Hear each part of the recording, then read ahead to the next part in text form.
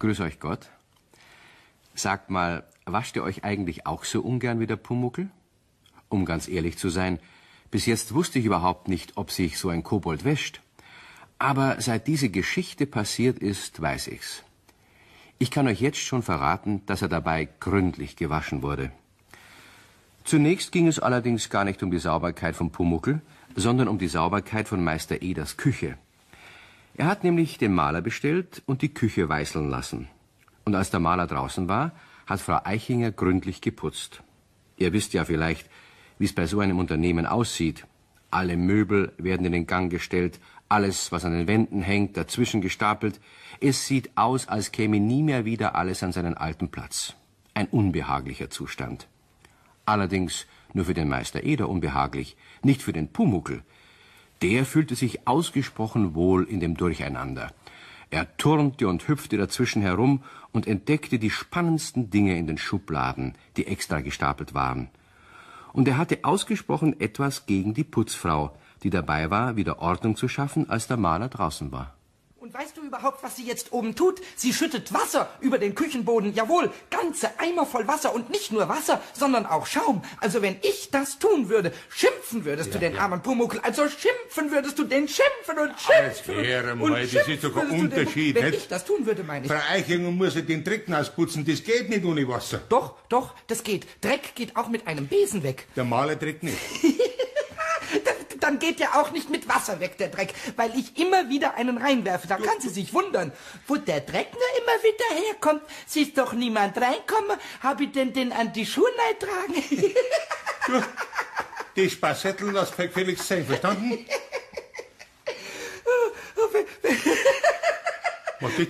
Wenn sie Wasser ausschütten darf, dann darf ich wenigstens Schmutz ausschütten. Irgendwas muss ich ja auch tun dürfen. Nein, das darfst du nicht. Doch, das darf ich Der schon. muss die 2 mit ab. Du musst ja gar nichts dafür bezahlen. Ich mache das ja alles ganz umsonst. Ja, du schon, nicht? Aber ich muss Frau Eichinger stundenweise zahlen. Und wenn die am Boden den ganzen Tag hinputzt, nur weil du immer wieder Dreck reintragst, nachher kommt mir das zu teuer. Verstehst du das? Nein. Das Putzen kostet doch was, verstehst du? Ja, dann soll sie eben aufhören zu putzen, wenn es was kostet. Das kannst doch nicht, solange Dreck da ist. Also wetten, dass sie aufhören kann. Ich nehme ihr einfach den Putzlumpen weg, in ein Versteck und Schluss mit dem Dreck. Das wird billig für dich und lustig für mich. Halt, da bleibst Nicht mich so, au! Halt mich nicht so viel. Ich will dir ja nur sparen helfen. Du lasst jetzt die Frau in aller Ruhe putzen. In Ruhe putzen kostet ungeheuer viel Geld. Wenn jemand im Ruhen putzt, dann dauert das viel Stunden. Ja. Du weißt ganz genau, wie ich das meine. Wenn ich sage in Ruhe, so meine ich ungestört. Aber mich darf man immer stören. Wenn ich Wasser auf den Boden schütten will, dann werde ich gestört. Ja. Wenn ich stören will, werde ich gestört. Und wenn ich nicht stören will, werde ich auch gestört. Ich bin schon ganz verstört. Ja. So gestört werde ich und das ist unerhört, empört und gestört. Und ich habe aufgehört. Hör auf. Aufgehört, wenn schon. Sogar beim Reden werde ich gestört. Was darf ich denn eigentlich? Nichts darf ich. Och, tue ich mir leid. So leid, dass ich weinen muss.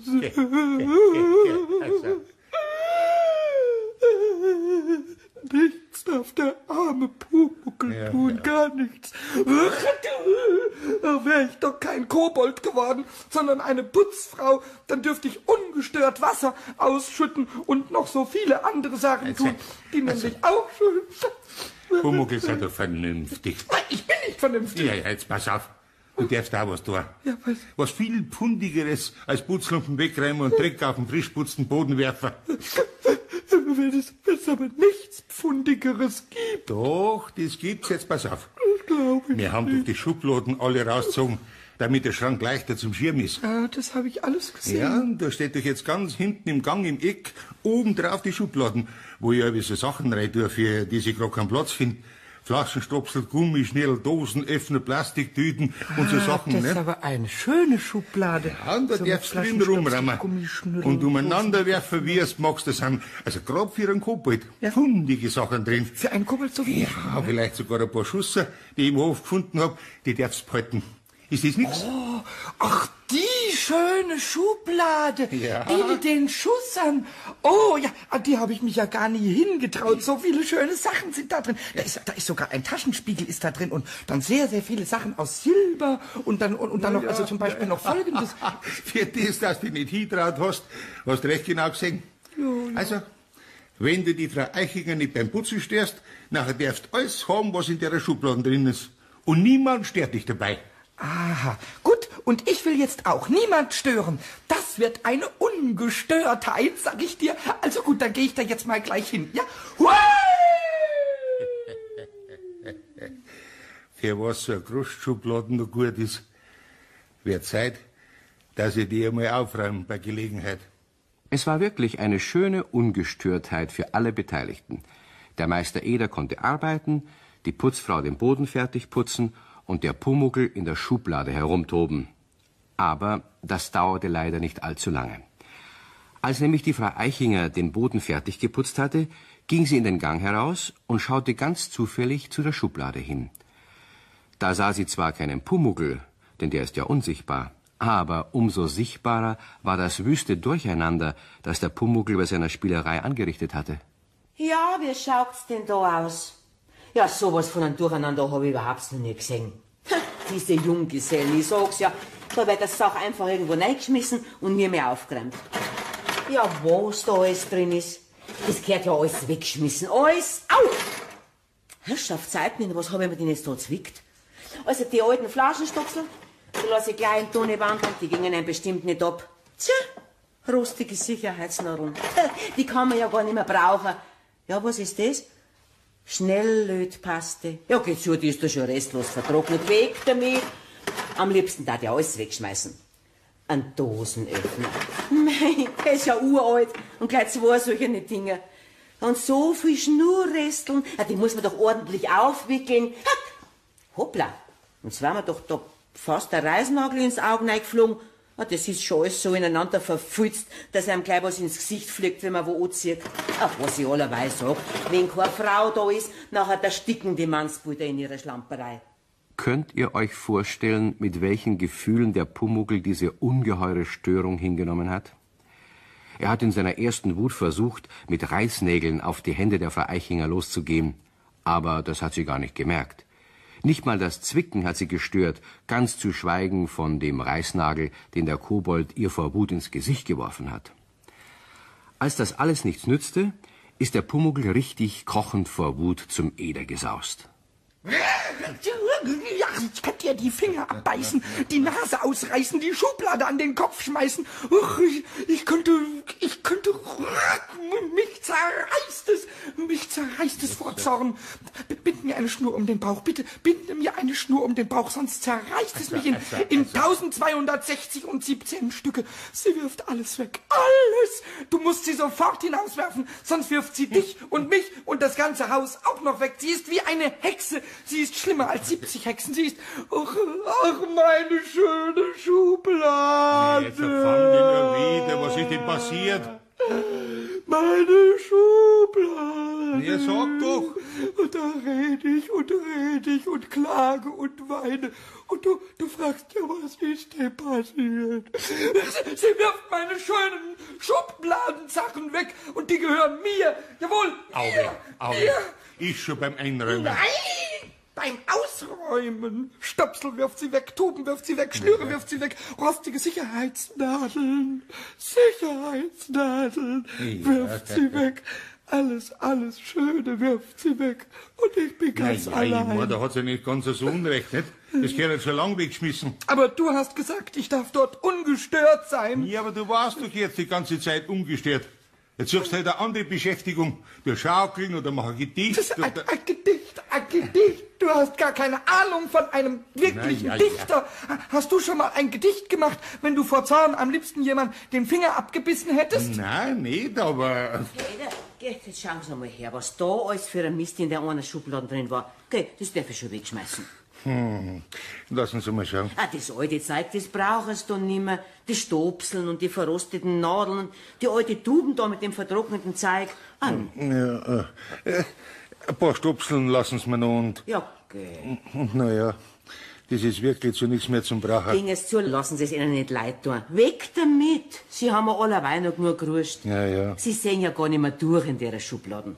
Also ich hab das, was noch zum Brauchen ist, drin gelassen und schön übersichtlich neigeordnet. Sie werden staunen, wie schön jetzt wieder Platz geworden ist. Ja, ist schon gut, Frau Eichinger. Ja, und Danke. das andere, das trage ich gleich runter in die Aschentonne, gell? Ist schon gut, Frau Eichinger. Dankeschön, Frau Eichinger. Werfen Sie nur alles weg, Frau Eichinger. Sie werden staunen, wie schön jetzt wieder Platz geworden ist. Jawohl, staunen werden Sie. Staunen, staunen, staunen, Frau Eichinger! Pumuckl, gleich kommst wieder her. Pumuckl! Haben Sie mir gerufen, Herr Eder? Nein, ich hab bloß... Ja, um Gottes Willen, was ist denn jetzt passiert?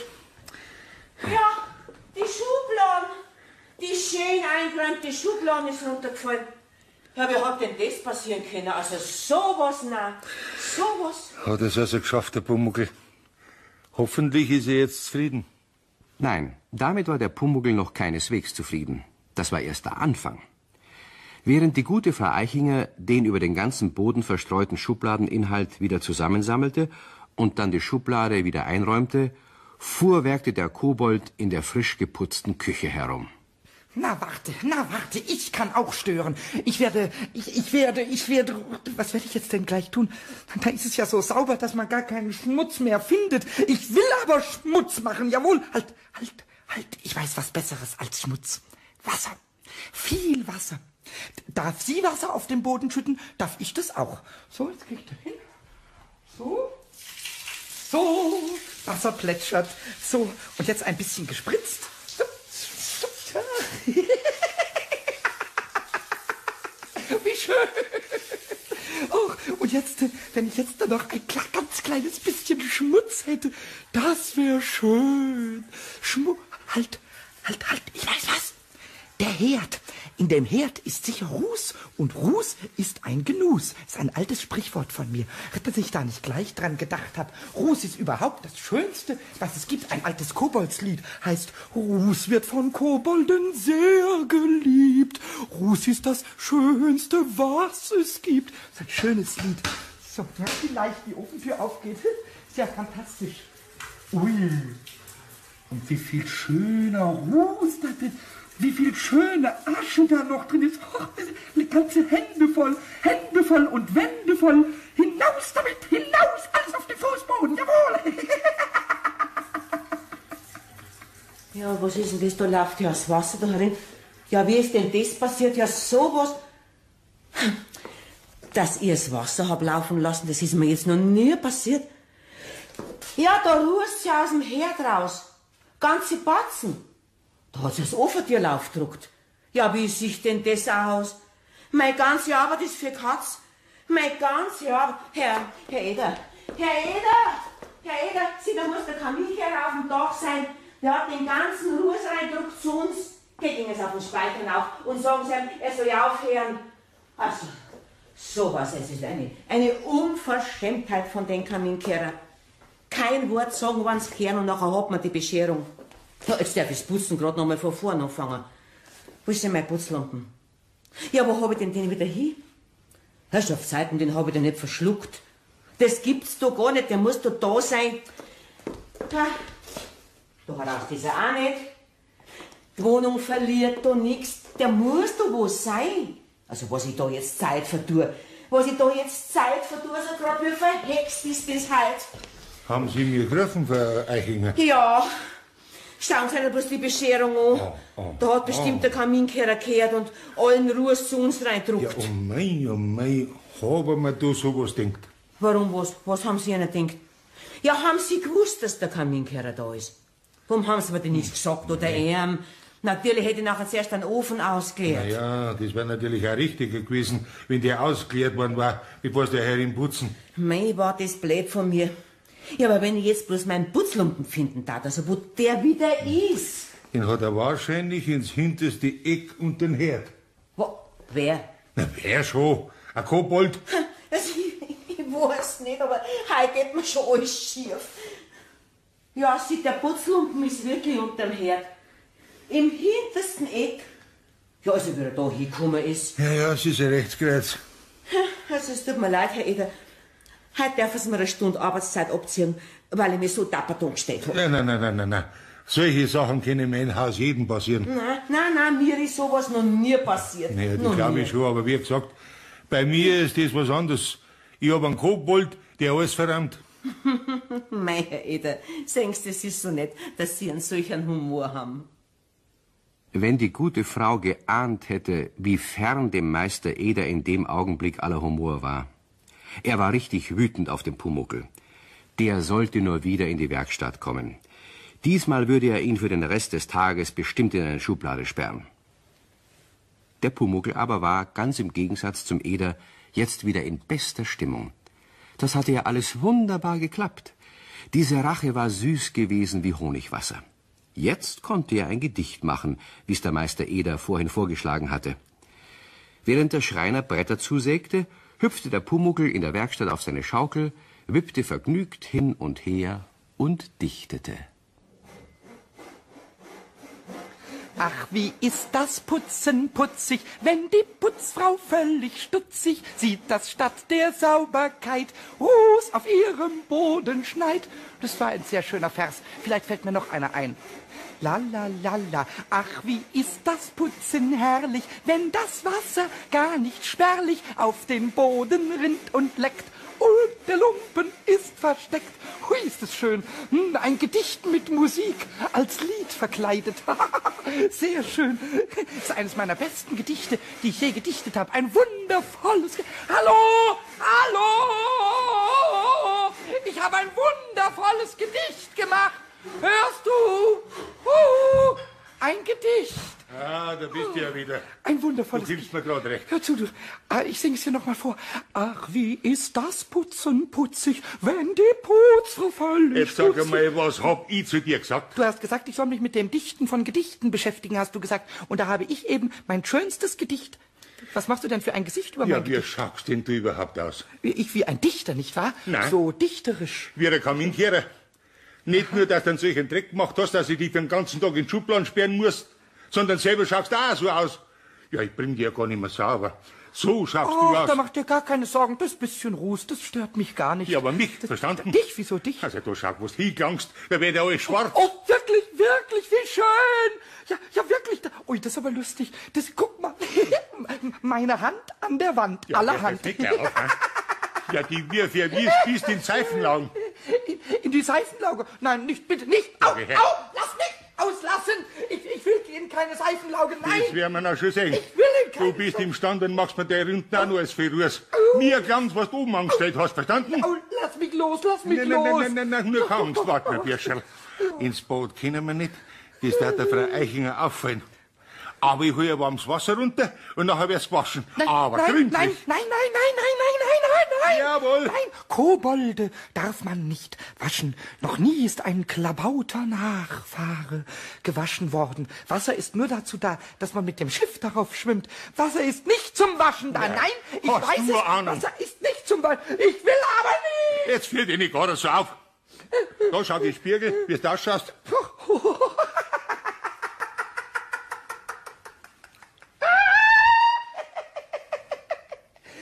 Wie ich ausschaue, schön sehe ich aus, interessant. Oh, wie gefällt sich der Pumuckl. So will ich immer aussehen. Nase schwarz und Stirne schwarz und Haare schwarz. Also schwarze Haare stehen mir ja besonders gut.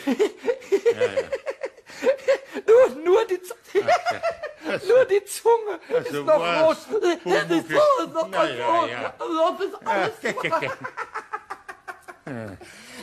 Also ehrlich, du bist schon lange nicht so schön wie ich. Nein, also du solltest deine Nase auch ein bisschen schwarz machen und deine grauen Haare wären schwarz auch viel Ja, schöner. das nützt ja Grau alles macht nichts. alt, doch. Du wärst jetzt gewaschen, Basta.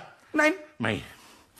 Sogar ich wär jetzt schon ganz schwarz an die Hände, nur vom Uglanger von dir. Ja, und wie dir das sehr gut steht. Aber nicht mehr lang. Doch immer. Da setze ich dir jetzt rein in die Schubladen, damit mir nicht davor rennst, bis ich das warme Wasser hol. Nicht. Da drinnen ist es so dunkel. Macht nichts, dauert nicht lang, nur bis ich das Wasser geholt hab. Ich will nicht, ich mag nicht. Ich will nicht. Ja, das ist mir ganz gleich. Jetzt wärst endlich einmal richtig schrubbt. Ist eh schon lang fällig. Lass mich raus, nein, nicht schrubben. Ich will nie mehr wieder die Frau Eichinger ärgern. Lass mich raus, ich will nicht gewaschen werden. Ja, daran hat der Pumuckl natürlich nicht gedacht, dass er selber schwarz wird im Ofenrohr, wenn er Ruß herumwirft. Und dass er dann auch noch geschrubbt werden sollte, wie der Boden, das war wirklich zu viel. Wenn er nur gekonnt hätte, wäre er bestimmt ausgerissen. So blieb ihm nichts übrig, als vor sich hinzuwimmern.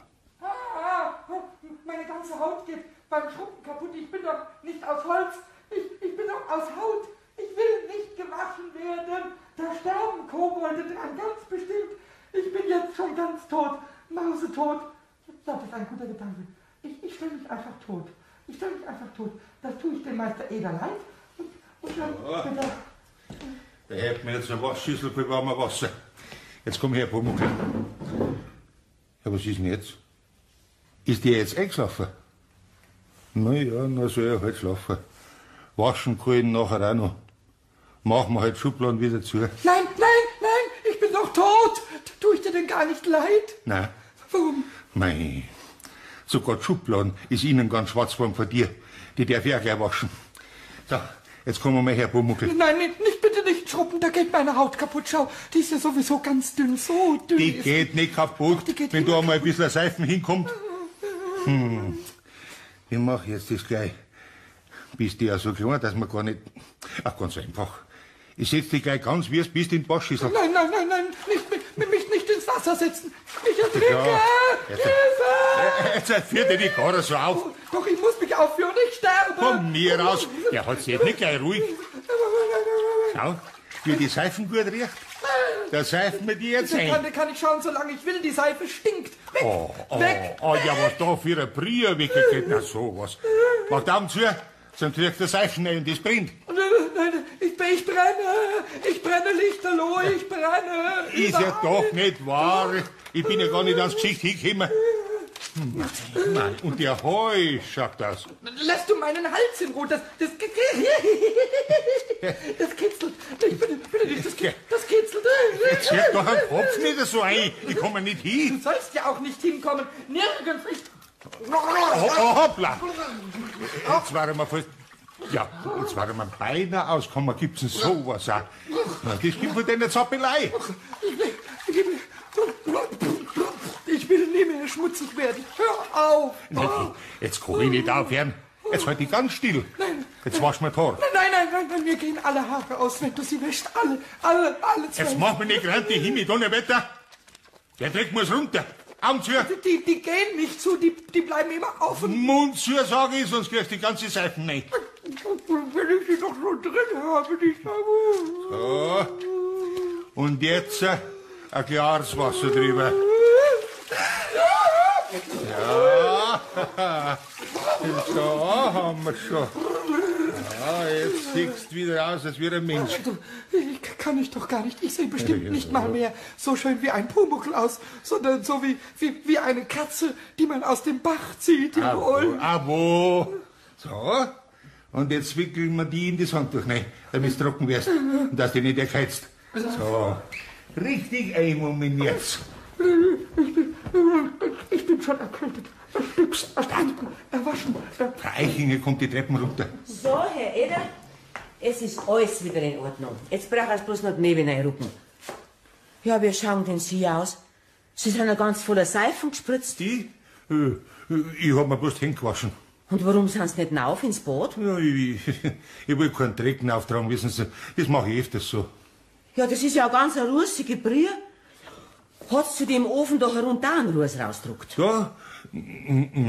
Ja, freilich. Warten Sie, das Handtuch da, das hängt ja noch auf. Nicht, das ist ein Waschelnos. Lassen Sie das Handtuch liegen. Ja, warum? Das trocknet ja nie so zusammengerollt, wie das auf dem Stuhl da liegt. Das muss so da liegen, weil da habe ich was eingewickelt. Das muss feucht bleiben. Ach so. Was bin ich Ihnen jetzt nachher schuldig? Ja, also, jetzt sagen wir 5 Stunden. Was drüber ist, geht auf mein Konto. Nein, nichts da.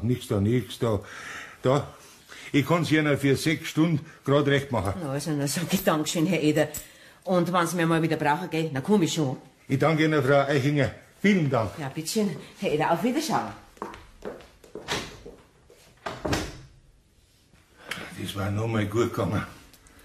So, Pumuckl, Und jetzt schiebt man das Wasser weg und alles ist gut. Bist jetzt nicht auch froh, dass du wieder sauber bist? Nein, Aber ich. Komm raus aus dem Handtuch. Lass dich anschauen. nein. Wart, ich halte dir den Spiegel hin. Nachher siehst du selber, dass du schöner bist ohne Dreck. Bleich bin ich, bleich wie der Mond. Na, direkt schön bist. Direkt lieb. Direkt lieb. Wenn das schön und lieb ist, dann bist du jetzt hässlich und nicht lieb. So, und warum? Ganz einfach darum, wenn sauber, schön und lieb ist, dann ist rusig, hässlich und nicht lieb. Und du bist rusig, jawohl. Auf der Nase, jawohl. Schau dir in den Spiegel, wie du aussiehst. Ja, fein grad. Und jetzt wird es höchste Zeit, dass ich dich wasche. Du mir? Komm, verführ dich doch nicht so auf. Mach mich nicht grantig. Der Dreck muss runter. Augen zu, Augen zu. So. Da nimm den Zipfel von den Handtuch und wasch mir meine Nase. Nein. Da musst du die Waschschüssel voll Wasser machen und dich hineinsetzen und dann tue ich dich abschrubbeln. Da tat mal wegen Haarpumuckel. Aber schau, da mach ich das Handtuch nass und Ja? da ist Seifen. So, halt, nein, ich mach das. So. Und jetzt so.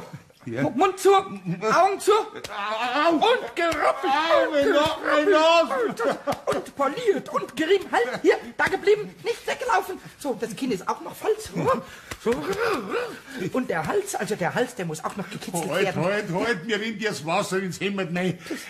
Jetzt klammt's. Ja, also gut, ich finde zwar nicht, dass es reicht, aber schau dich jetzt in dem Spiegel an. Ja, schau nur. Grad schön bin ich.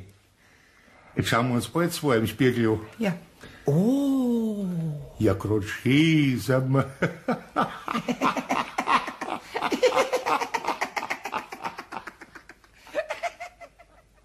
Was jeder Mensch bestätigt hätte, wenn es nur ein Mensch hätte sehen können. Schade, dass der blitzsaubere Pumuckl für uns alle unsichtbar ist. Aber ob man Sauberkeit sieht oder nicht, wichtig ist, dass sie vorhanden ist. Das meint ihr doch auch. Oder vielleicht